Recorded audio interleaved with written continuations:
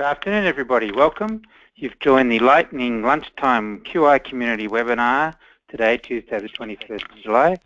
My name's Tony Lemke. I'm a GP in Austerville in northern New South Wales, and I'll be joined today by Ron Malpas from Strive Health and Physio and Andrew Knight from Fairfield General Practice Unit here in Austerville. And Andrew, I'm sure you're quite cold. Ron, we're envying you up in Townsville where it's probably quite warm. It is absolutely beautiful today. It's like 24. It's totally different to when you were here last. And yeah, it's our turn now. Yeah. Well, we might all come and do this next webinar from live in town. You should. Yeah. It's 25.5 right now. That's perfect. Very nice. We're going. And Andrew, how are you down in Sydney? Rainy down there, I hope. Well, you should have seen us on Friday. On our back deck we had 15 centimetres of snow. Oh no! Wow. Oh really? Yeah. Wow. Okay, very nice. So we're going to be talking today about mapping a patient journey, which is a topic that arose out of the Integrated Care Collaborative, which was held in Townsville earlier this year. And Ron, you were chair of that collaborative wave. Can you just give us a brief introduction to what happened in the Integrated Care Collaborative and what you were trying to achieve? Oh, what we were trying to achieve is to identify some frequent flyer users of the public hospital system and provide care for them to try and keep them out of hospital as much as possible by improving the integration of the care between their providers, meaning ambulance, hospital, GP, nurses, anyone, allied health, pharmacy, anybody who was involved in looking after them. So you're going to bring those people together to find a better way of caring for particular patients, and as part of that, you decided it was decided that we would do a patient journey map. Andrew, what's the patient journey map, Andrew, and what did you decide to do, and why did you want to do a patient journey map? Well, it's a bit like a process map, if anyone's done a process map. So if you work in a company or in a factory and you want to work out how you produce something, you map the process. So you get everyone involved around and people on the front line, and they actually tell you, well, at the beginning, I start the process, I do this and this and this, and the next person says, yeah, they hand it over to me and I do this and this and this. We wanted to do that frontline, real life mapping of a patient journey in the community from general practice to the hospital. And the aim was to look for ideas, basically. Tony, you know, everyone listening, I guess, has probably heard the 3 improvement questions. We first of all ask, what are we trying to achieve? Secondly, we ask, how will we know the change is a difference? That's about measurement. The third question is, what ideas do we have that we think will make a difference? And in a way, that's often can be the hardest thing to answer. What changes do we think will make a difference? One of the things that this collaborative identified was that the patient perspective would be a source of ideas. So the aim of the patient process map was to map one patient's journey in one episode and to harvest from that map ideas that we thought could change the experience of the patient and change the system. So we were looking for ideas from the people around the table as we mapped to say what's working well out of this patient's story, what's not working well, how can we improve the patient's journey, and given that, are there improvements we can make to the system? So that was the aim of it. So we did film the Mapping Tigers journey, and that video is available. There's a link later on in this podcast, and some of you will have already seen that video. Ron, you picked the patient Tiger Corrigan. Can you tell us a little bit about Tiger and why you picked him? Because he's a funny man.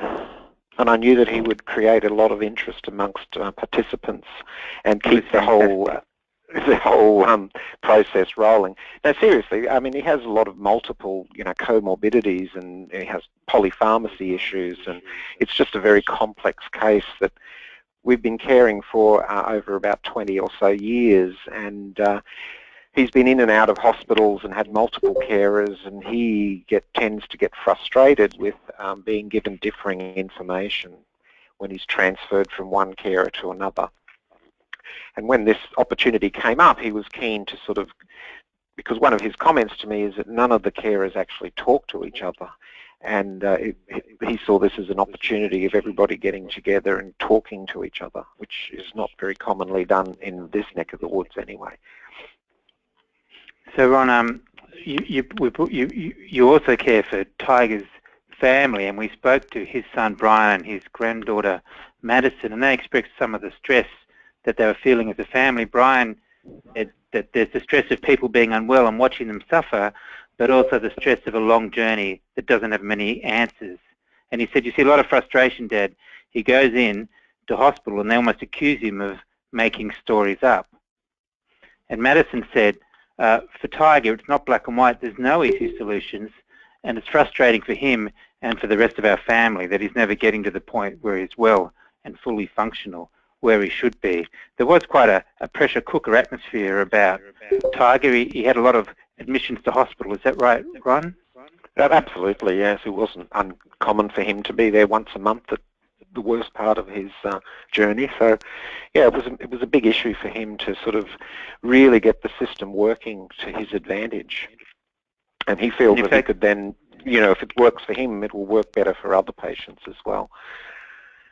Ron, this is what you said on the video. You can read that out yourself. Right. Oh, okay. Tiger has multiple complex problems that involve many health professionals, but it's been a joy to coordinate that, but it's also been quite challenging. So you saw your role as the coordinator of Tiger's care, trying to pull all these players together. Yeah, and as GPs, we have to try to interpret all of the way the system works for the patients, because they often don't understand how this huge health system is structured and put together. So as part of mapping Tiger's journey, the first step is to identify the wider care team. And part of that is using the model that we talked about in the collaborative, which was the person-centred health system model, and building integrated care teams. This is the model that our callers will be familiar with, but at the centre of the person-centred health system is the patient, their families and their carers, and they partner with a particular general practitioner and their medical home team or general practice team, and the rest of the health services wrap around that partnership to deliver integrated care to the patient. So an integrated care team, patients can access the care that they need, that care is of high quality, and from the patient's view, it feels joined up. So when we asked you, Ron, to get together some of Tiger's integrated care team, I was interested to see that you mapped it out in a very similar way. Would you like to just let us know, Ron, who you got around the table for mapping Tiger's journey? Oh, okay. So this slide shows it very well. I mean, we've got Tiger himself, then his family came in to be involved, myself as his usual GP.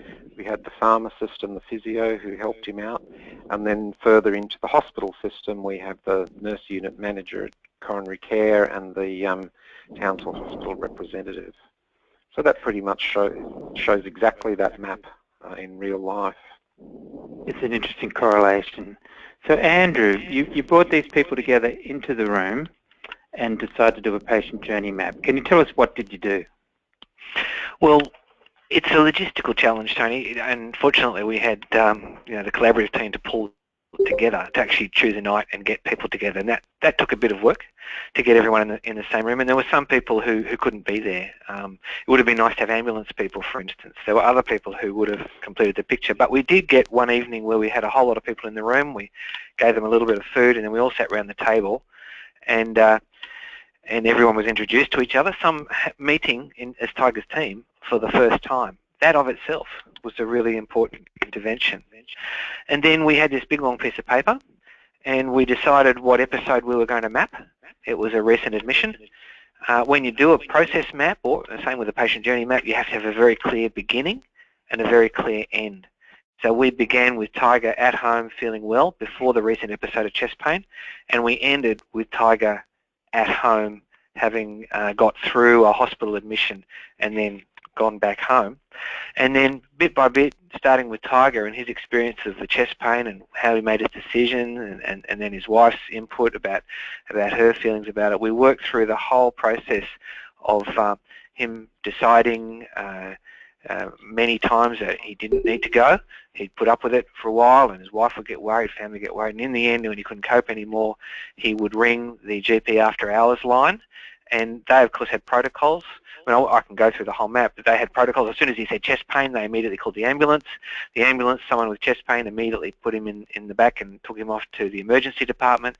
And then from the emergency department, he then went straight up to coronary care unit. They'd seen him many times before, and so he sometimes got the feeling that he wasn't, they thought he was it was unnecessary or a waste of resources. He asked for a psychologist because he realised that he was feeling very low. He has battled with depression for many years. There was a bit of a process in hospital about waiting for reviews and ward rounds and so on. And then there was going home.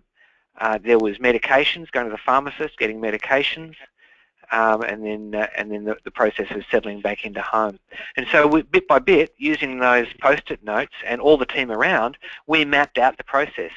And we also captured some ideas above the line and below the line about possible changes we might make and possible other people who might be involved, and also issues that we thought were important.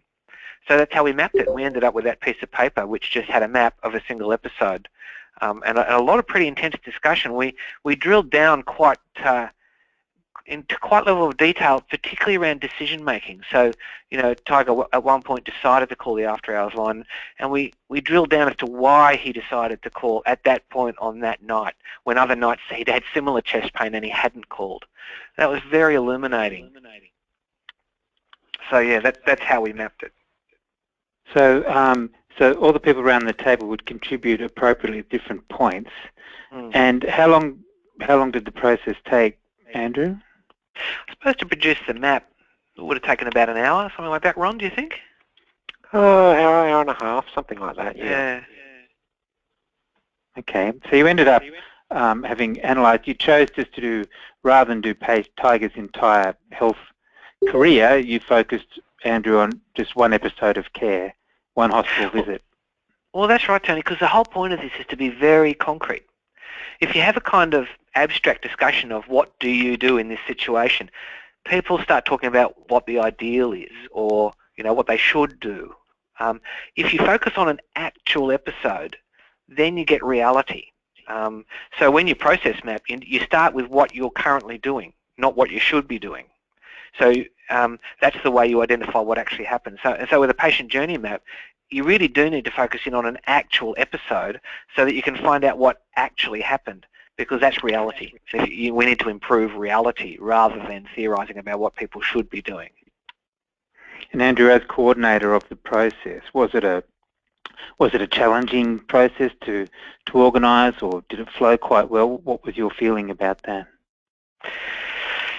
I think it is challenging. Ron chose Tiger very well, because Tiger had the self-confidence to hold himself in that situation, surrounded by all these health professionals, and be quite vocal and be willing to speak up. I think it was excellent that he had his wife there and he had his son and his granddaughter there, and actually Madison, his granddaughter, is a medical student, so I think that also helped quite a lot.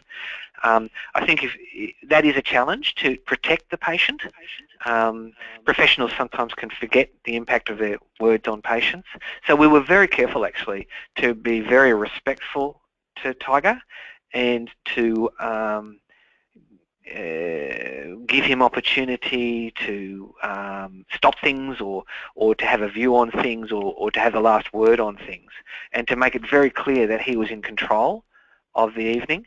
And I think that would be a very important part of it. So that actually worked out very well. But it was certainly something that we were very conscious of. And when I've been in case conferences when the patient's been present, that's always been a challenge, to make sure that the patient doesn't feel got at or put down, for, say, words like non-compliance and so on. So, but aside from that, it worked very well, and especially it worked well getting all the members of the health team around the table. You could see little light bulbs going off in people's heads. Ron, I don't know if you'd agree, but I thought you could see people's eyebrows going up, and some of the comments were very instructive. So Ron, did you have any comments about we'll come to the lessons and people's reactions to it. The process itself, Ron, was it intuitive, difficult? How did you find it?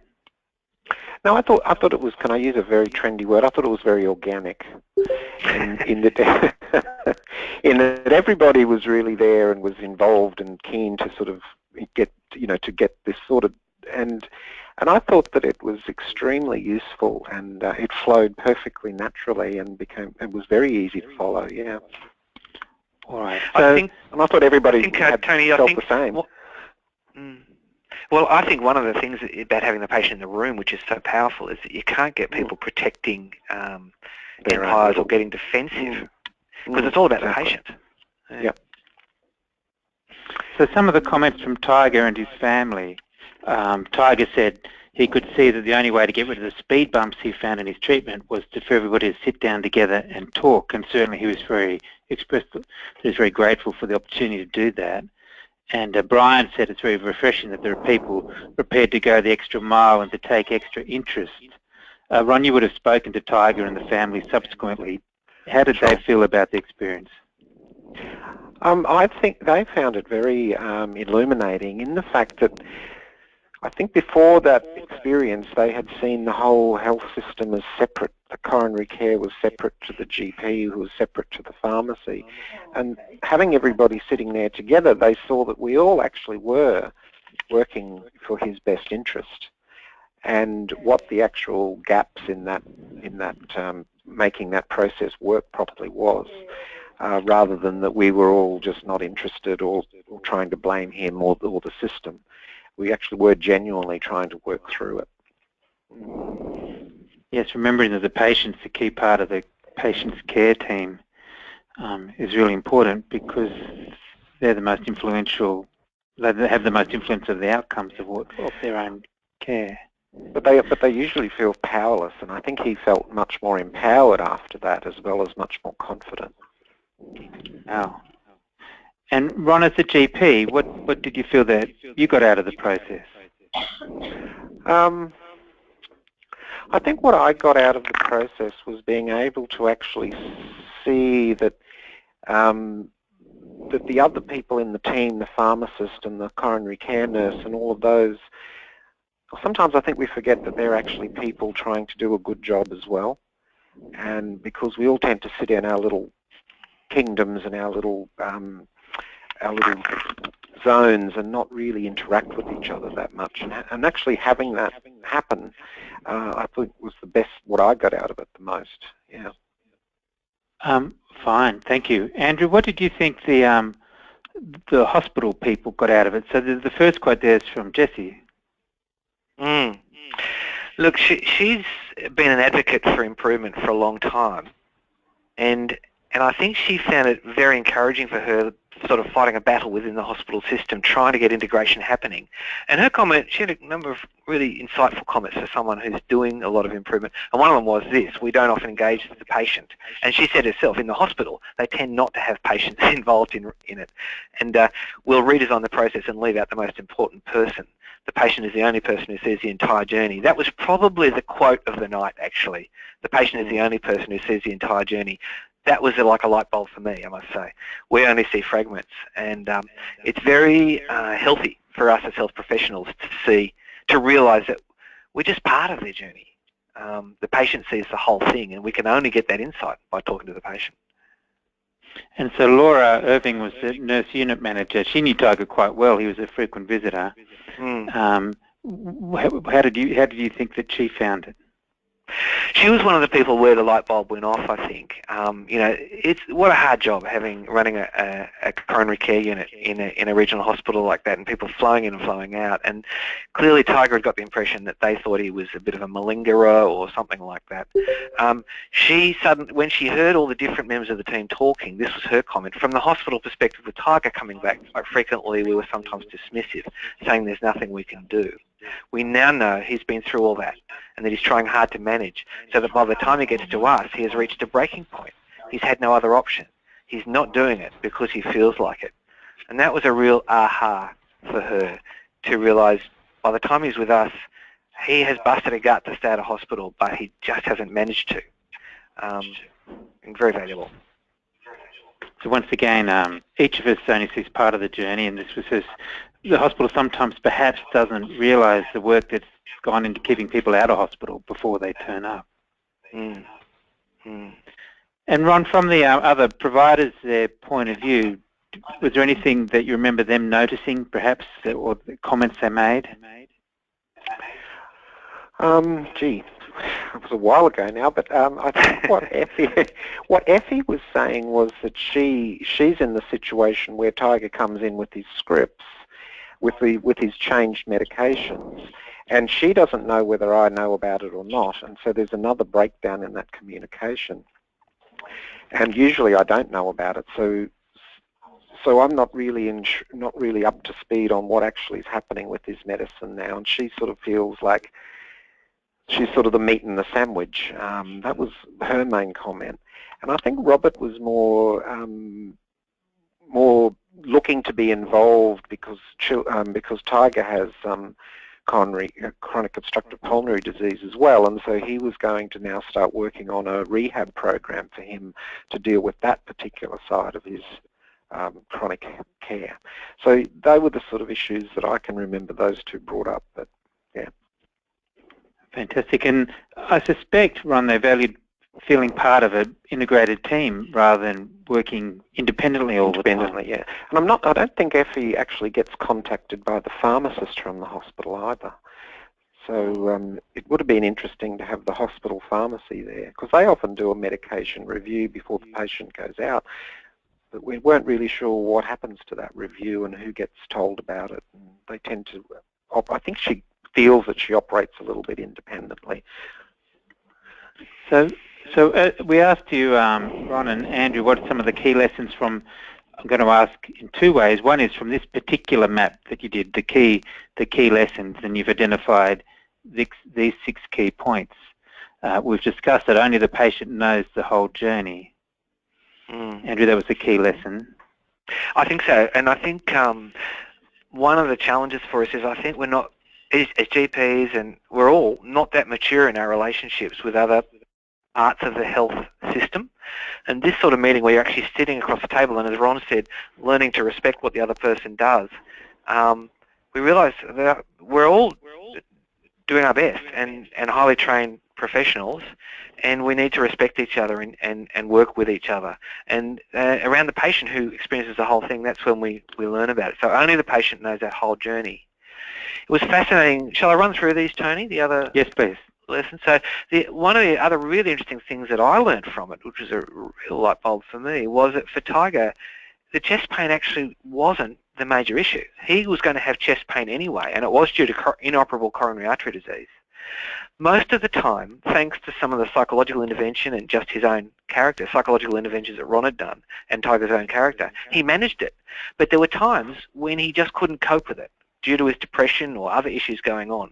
And the thing that really determined whether he went into hospital or not was not whether he had chest pain, because that was a given. It was really his ability to cope, his mental health. That was a real eye-opener, that one of the reasons that he was utilising the hospital services was actually a mental health issue. Potentially and perhaps his wife's anxiety too played a part. Sometimes. Well, definitely. She herself said that she didn't like him being at home with chest pain because it made her worried that he was going to, have a heart attack and die. So she used to put pressure on him to go to hospital because that relieved her anxiety. So he used to keep it a secret. So then he didn't have support from her.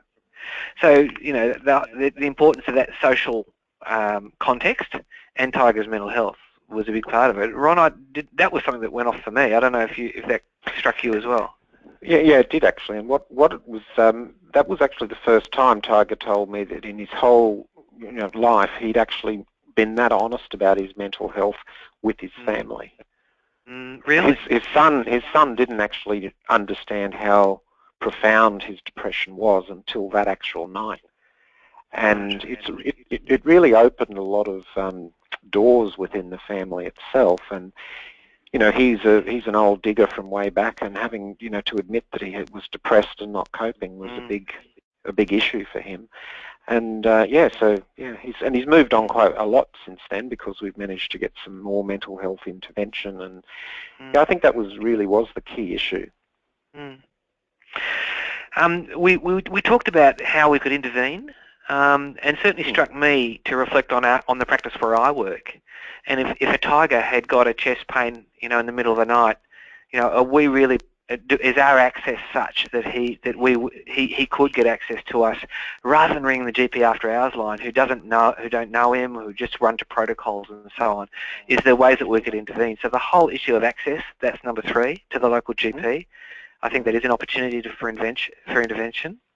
It was fascinating to hear the role of ambulance, that we realised in this collaborative that there is opportunity for intervention around ambulance. Like if the ambulance service, local ambulance service, knows the patient and knows their situation, then they can have an individualised care plan for that patient, which means they may not go to hospital in certain situations.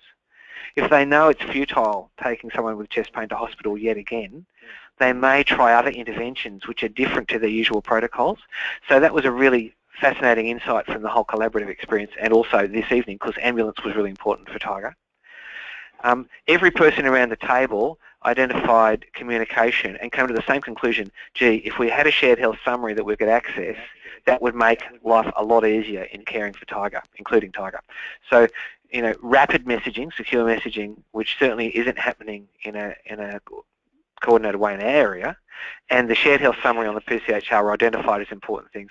And the other thing, as Ron said, having Effie around the table made me realise how much more pharmacy has to offer in patients like Tiger.